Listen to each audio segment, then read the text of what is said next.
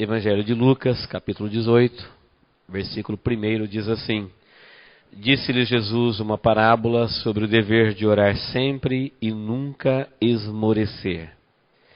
Havia em certa cidade um juiz que não temia Deus, nem respeitava homem algum. Havia também naquela mesma cidade uma viúva que vinha ter com ele, dizendo: Julga a minha causa contra o meu adversário. Ele por algum tempo não a quis atender, mas depois disse consigo mesmo: Bem que eu não temo a Deus, nem respeito a homem algum. Todavia, como esta viúva me importuna, julgarei a sua causa, para não suceder que por fim venha a molestar-me. Então disse o Senhor: Considerai no que diz este juiz iníquo. Não fará Deus justiça aos seus escolhidos, que a ele clamam dia e noite, embora pareça demorado em defendê-los? Digo-vos que depressa lhes fará justiça. Contudo, quando vier o Filho do Homem, achará porventura fé na terra? Amém. Neste texto bastante conhecido, que em algumas Bíblias está como a parábola do juiz iníquo, nós encontramos Jesus ensinando o homem, a humanidade, os discípulos, a vencer um dos seus mais terrível inimigo, o desânimo. Eu creio que todo mundo sabe um pouco do desânimo. O desânimo é um mal perigoso. Nesse texto, Jesus chama ele de o desmaio da alma. Esmorecer quer dizer desanimar. E desânimo, de acordo com a Bíblia, é desistir. É desistir de lutar, de conquistar. É desistir do conquistado. É abrir mão do que você já conquistou. É um atestado da fragilidade humana diante de qualquer situação. Eu creio que todo mundo já teve alguma ou muitas experiências com o desânimo.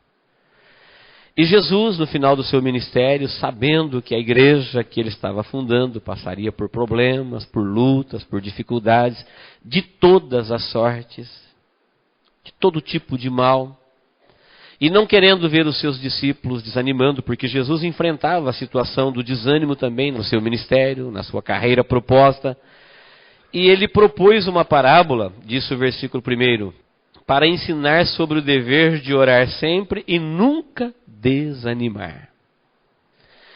O desânimo ele é tão perigoso porque ele dá origem a muitos caminhos piores do que ele. O desânimo leva à depressão, o desânimo leva à amargura, o desânimo leva à vingança, o desânimo leva ao ódio, o desânimo leva a muitos caminhos que são caminhos de morte.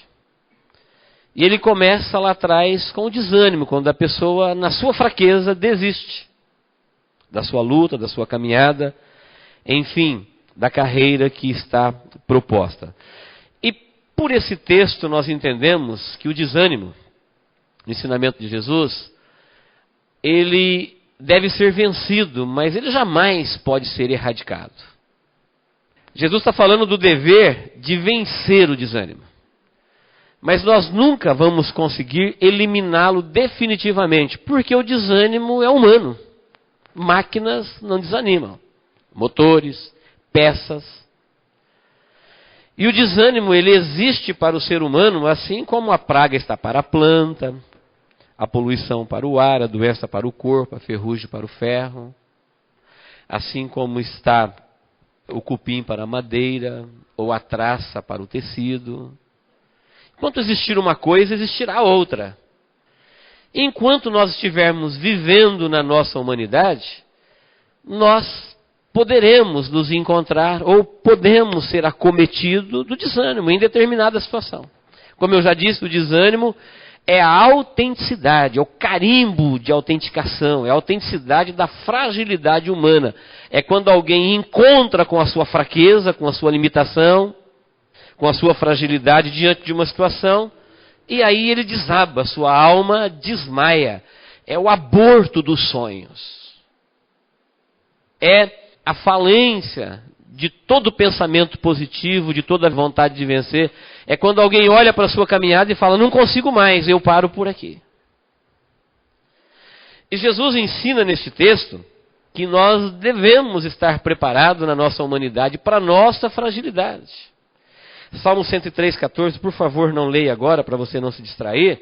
Diz que o Senhor conhece a nossa estrutura e sabe que somos pó. Deus sabe que eu sou humano e por ser humano Ele sabe que eu posso desanimar, sabe que eu posso entrar por este caminho, mas muitas vezes eu que sou humano não sei. Muitos humanos não sabem lidar com o desânimo. Vão de vitória em vitória, de luta em luta, de caminho em caminho, até encontrar com a sua fragilidade. E quando encontram, acabam encontrando uma única vez, para nunca mais ter uma outra experiência ali, eles desistem de tudo. E Jesus, no final do seu ministério, sabendo que a igreja que estava nascendo, depois da sua partida, mesmo com a unção do Espírito, com a graça do Espírito, eles teriam muitas lutas, e nas lutas eles teriam a parte de Deus, mas eles estariam lutando com a sua vida humana. E a vida humana é frágil. Jesus falou que o Espírito está pronto, mas a carne, ela é muito limitada, ela é muito fraca. E na nossa humanidade, nós muitas vezes desanimamos. Versículo 1 do capítulo 18 diz, disse-lhe Jesus uma parábola sobre o dever de orar sempre e nunca desanimar, nunca esmorecer. Concluindo o versículo 1, nós entendemos que desanimar é um direito. Se você se encontra desanimado, ou já desanimou, ou de repente está dentro de uma crise de desânimo, e pensando 1000 besteiras a seu respeito, a Bíblia diz que o Senhor conhece a nossa estrutura e sabe que somos pó. Deus não se decepciona com ninguém quando ele está desanimado. Mas o ser humano, ele acaba se decepcionando com ele mesmo, ele se autodecepciona, porque ele nunca se preparou para conviver com a sua fragilidade. E neste ensinamento de Jesus nós aprendemos que desanimar é um direito. Agora, vencer o desânimo é um dever. Tu tens todo o direito de repente, numa determinada situação, na sua fragilidade, se encontrar desanimado.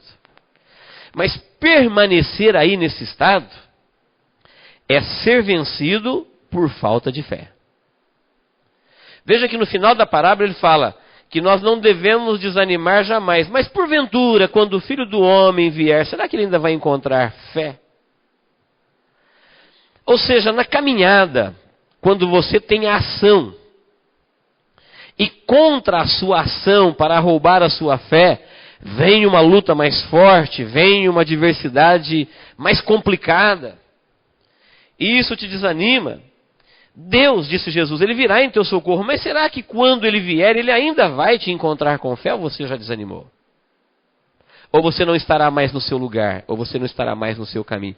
Será que quando Deus vier na sua vida, na sua situação, na sua guerra, na sua batalha, será que ele ainda vai te encontrar crendo que ele pode, como nós acabamos de cantar, um milagre vai acontecer na minha vida? Não falou quando. Pode ser hoje, pode ser amanhã, pode ser algum dia. Assim, queridos, desanimar é um direito, vencer o desânimo é um dever, e no versículo 8 do texto, ser vencido por ele é pecado, é uma falta de fé, é uma incredulidade. É um problema nosso. Às vezes você vence ele na segunda e na quarta ele aparece de novo.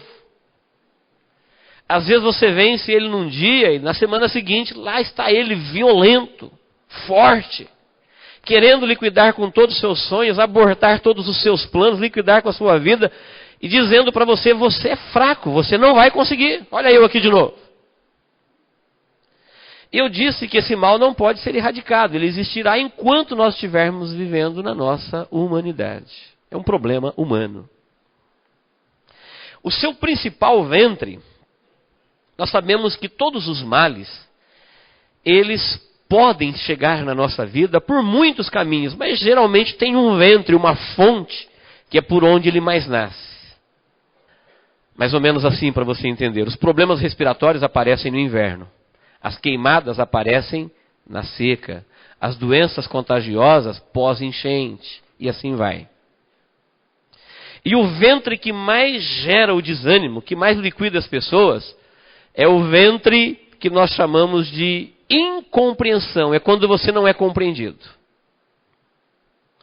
Quando você, na sua ação, agindo, seja lá por qualquer que seja a motivação, e alguém não entendendo a motivação da sua ação, ele incompreende, e na sua incompreensão, às vezes ele fala, ele julga, ele decide, ele pondera, ele pesa, ele sentencia os seus atos.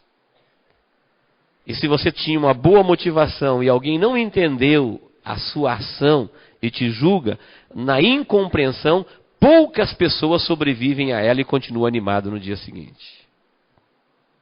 Veja que a incompreensão, ela gera um vírus espontâneo, porém fatal, devastador. Por que espontâneo? Porque muitas vezes as pessoas que incompreendem, elas não têm conhecimento da sua ação. Você está fazendo uma coisa com uma boa atitude mental, com uma boa motivação, mas a pessoa que vê você fazendo aquilo não tem conhecimento das suas motivações, ela olha somente as suas ações e julga ela de acordo com o seu ponto de vista. E às vezes sem dolo, às vezes sem maldade, espontaneamente, ela incompreende. E poucas pessoas sobrevivem em compreensão. Nós podemos ver isso na vida de Jesus. Porque Jesus fez muita coisa boa, mas as pessoas olhavam para ele e chamavam ele de endemoniado. Aliviando uma vida do poder do demônio, expulsando o demônio, alguém olhou para ele e falou: ele faz isso pelo poder de Beelzebu, príncipe dos demônios. Olha o que Jesus estava fazendo e olha o que as pessoas estavam entendendo. Jesus comia com pecadores porque entendia que os pecadores já são rejeitados no mundo, precisam de um Salvador. E alguém olhava para ele e falava: é um glutão. Jesus ensinava as verdades de Deus, verdades profundas do coração de Deus. E alguém olhava para ele e falava: engana o povo. Jesus nunca dirigiu uma palavra contra o Império Romano. Alguém olhava para ele e falava: ele é contra César. Quando alguém perguntou para ele: de onde você é? Ele falou: eu sou de Deus. Ele só revelou a sua perfeita e pura identidade dizendo: eu sou. E alguém olhou e falou: ele é contra Deus.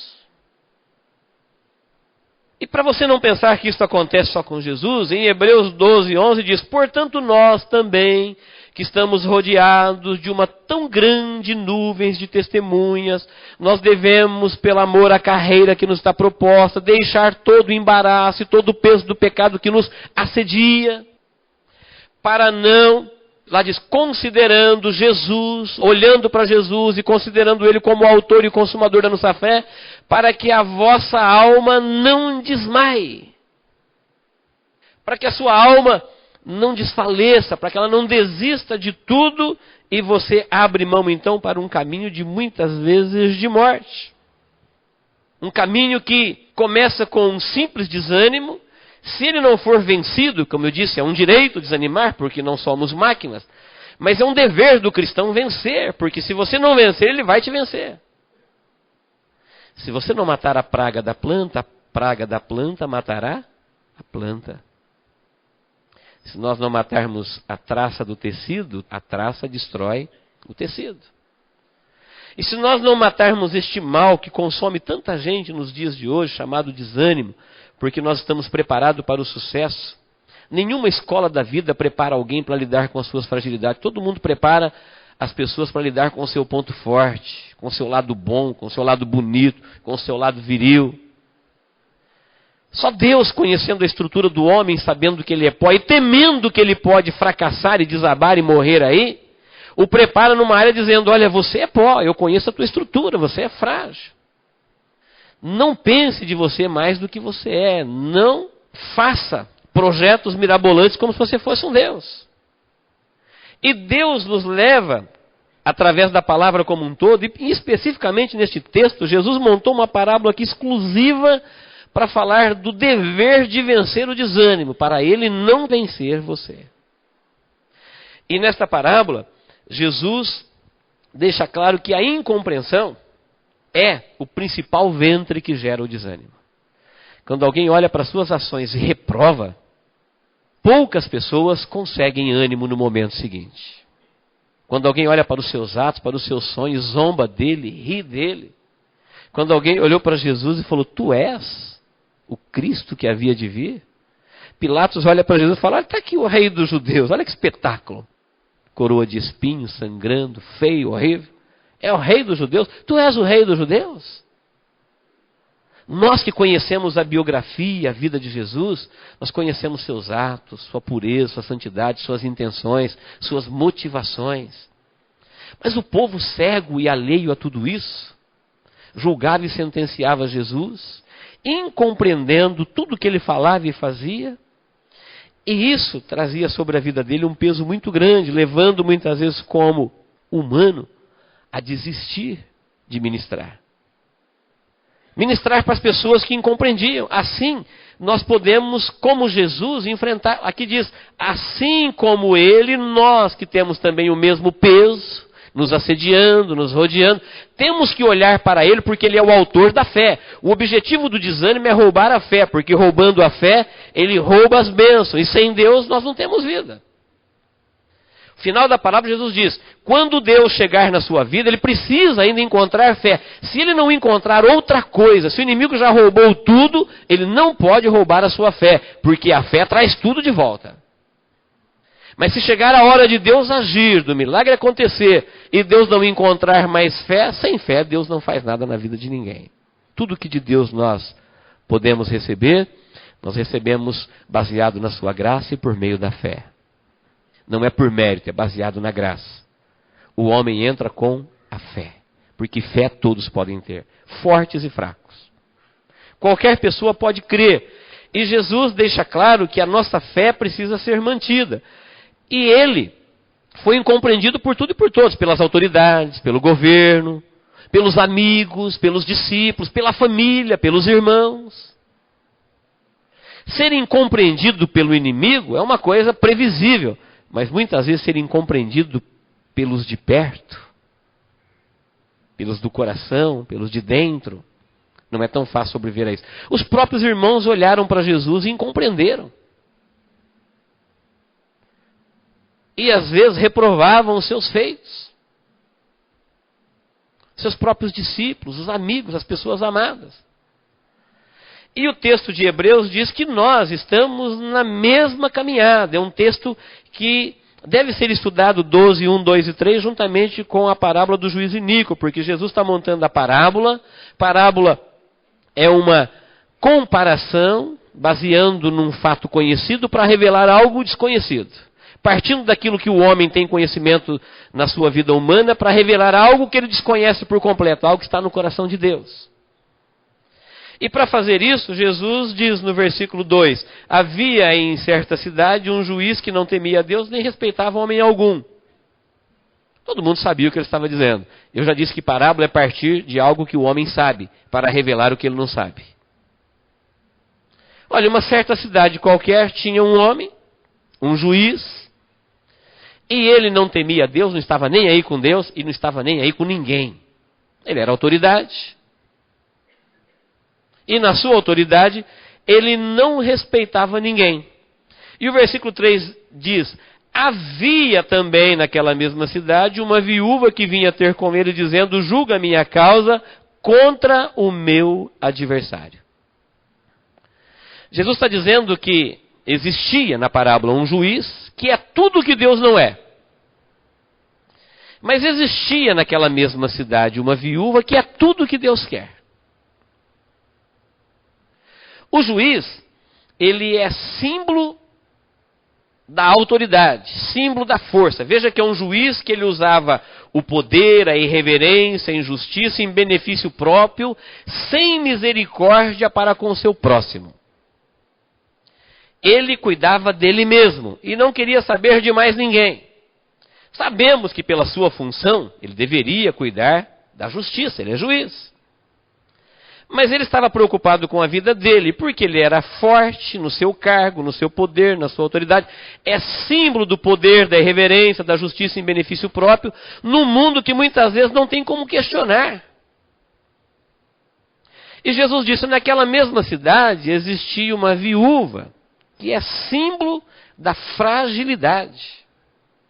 Jesus compara a prepotência humana e a fragilidade humana, e dizendo que essas duas coisas coabitam.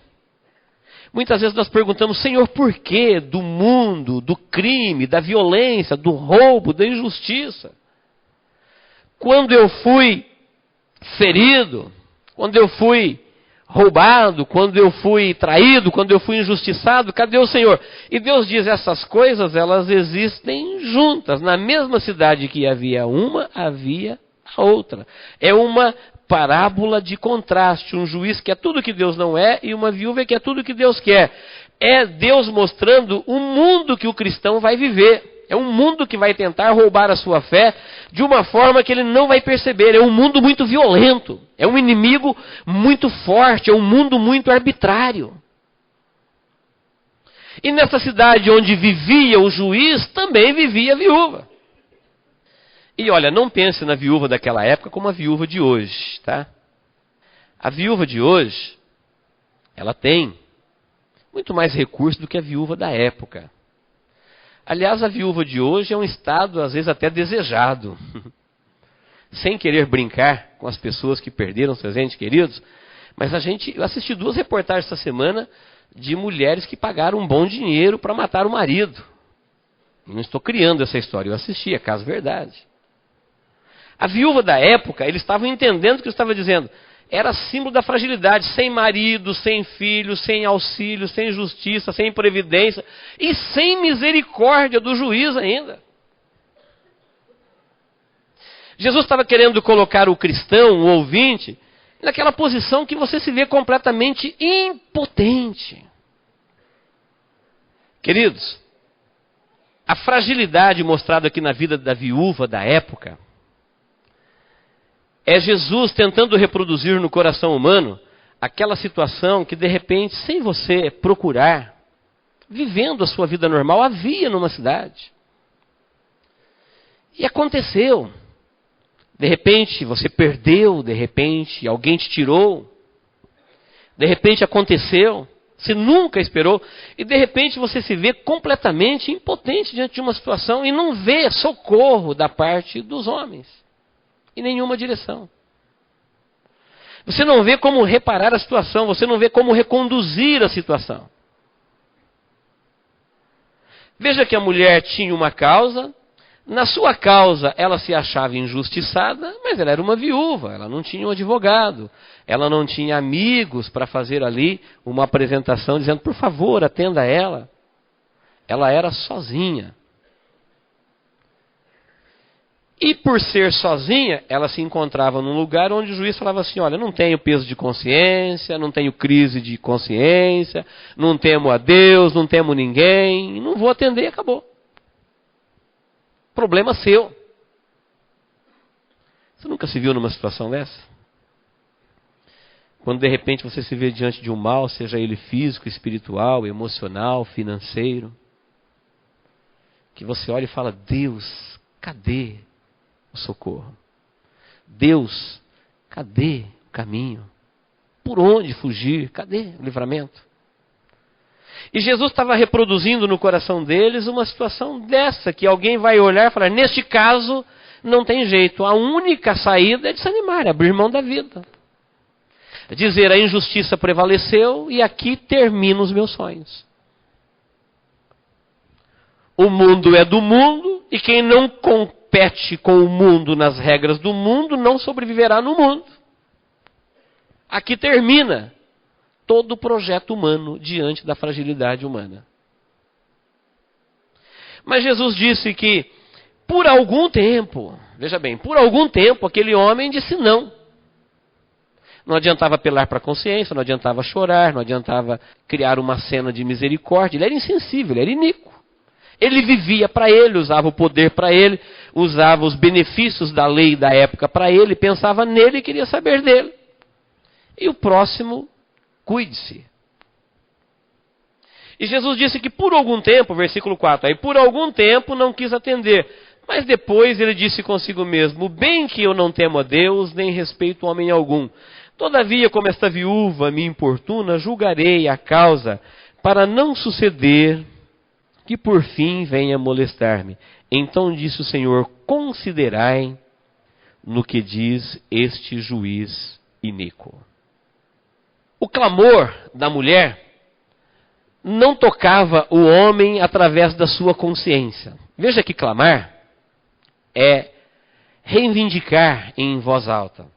E reclamar é protestar, é exigir. E a mulher não reclamava, ela não tinha autoridade para brigar com o juiz. Se ela tivesse que brigar com o juiz, a viúva não era páreo para lutar com o juiz. Olha a força da viúva e a força do juiz. Mas ao mesmo tempo que a mulher não era páreo para medir força com o juiz não era páreo para a viúva quando o assunto era clamar a Deus. Um homem nessa circunstância, símbolo da força, jamais se curva diante de Deus. Ele confia no seu próprio poder, na sua própria autoridade, nos seus próprios recursos. E a mulher, símbolo da fragilidade, não tendo a quem recorrer, ela continuava clamando. E Jesus falando do dever de orar, de clamar a Deus.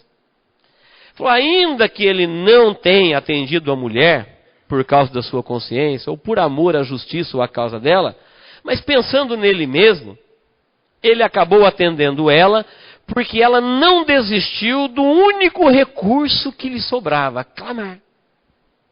Se alguém não tiver força para fazer uma outra coisa, ele ainda pode clamar, ainda que em silêncio.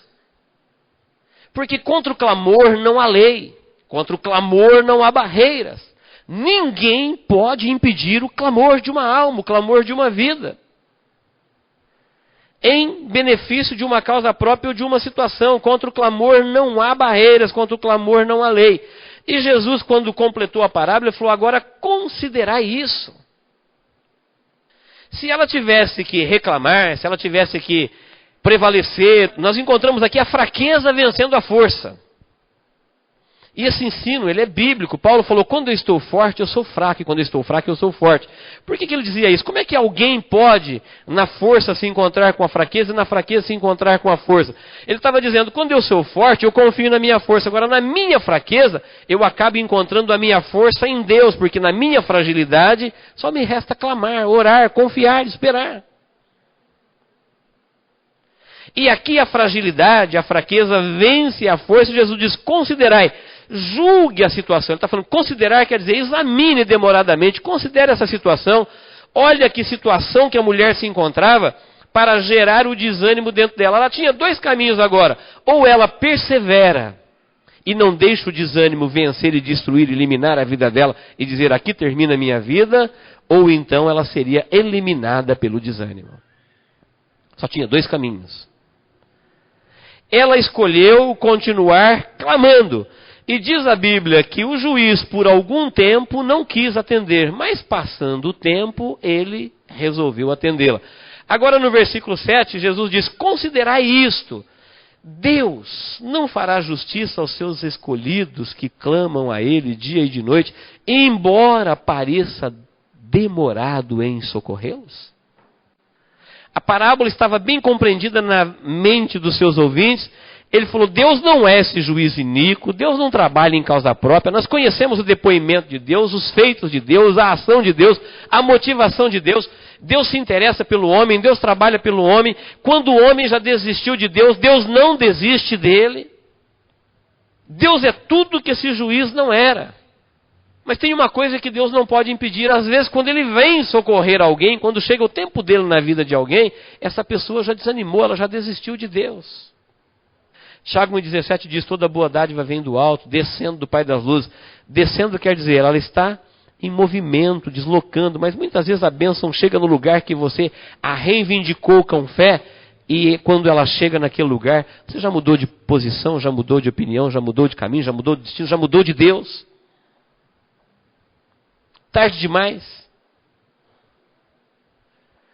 Daniel fez um clamor com fé a Deus, ele queria respostas de Deus para a vida. E 21 dias depois, quando o anjo chegou, aconteceu um imprevisto na caminhada. Demônios se colocaram contra o anjo mensageiro e a resposta não vinha. E com isso o anjo atrasou, chegou 21 dias depois.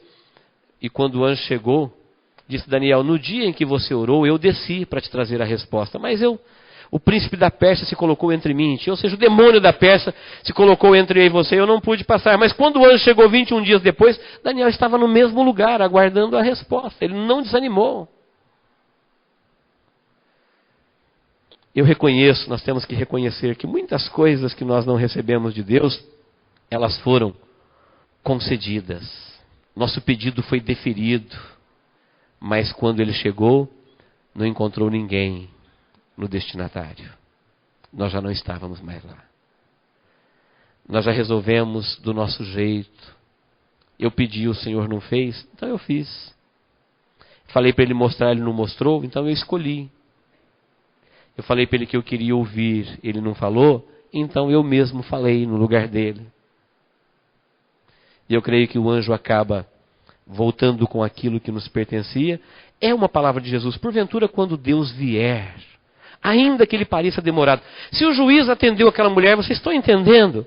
Sim, nós estamos entendendo. Se ele atendeu, ainda que ele seja iníquo, ele atendeu por causa da perseverança, ele falou, transfere isso agora para o seu relacionamento com Deus. Deus não é o juiz, e você nem sempre é tão frágil assim como a viúva, mas você pode se encontrar num determinado na vida assim. No seu pior momento, na sua fraqueza, na sua fragilidade, no seu momento em que você olha para todos os lugares e não vê possibilidade de vitória. Jesus disse que mesmo nesta hora os seus filhos, se ele não puder fazer outra coisa, clamar ele pode. Tanto de dia como de noite. Ou de dia ou de noite, ou de dia e de noite.